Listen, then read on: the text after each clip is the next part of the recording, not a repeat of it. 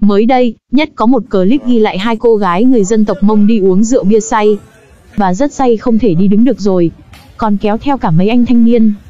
Theo đó các anh thanh niên này đã ôm giữ lấy một cô gái đưa lên một chiếc xe máy. Không biết họ sẽ đưa đi đâu nữa vì cô gái này đã uống rượu bia rất say.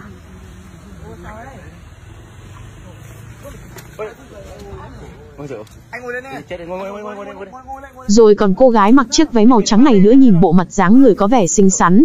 Vậy mà không hiểu tại sao lại uống rượu bia ngu như vậy. Rồi có một anh thanh niên đã bắt cô gái đứng lên, nhưng cô gái này đã không thể đứng vững lên được. Đi làm xa nhà rồi còn như này nữa, thì lúc xảy ra chuyện gì sẽ không ai gánh chịu hậu quả. Cho mình cả đã xinh gái xinh xắn rồi còn không biết giữ gìn thân phận.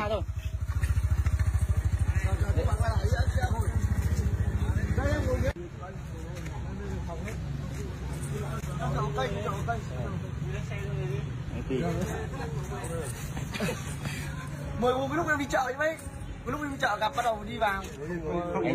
Anh Quyền anh. Bạn đã đón rồi. Anh Quyền anh chúc em nhiều quá đúng không? Sao? Khổ quá cho các bạn gái đi làm xa nhà xa bố mẹ mà không biết giữ gìn thân phận. Chỉ biết uống là uống thật say vào thôi, chắc không cần nghĩ chuyện gì sẽ xảy ra.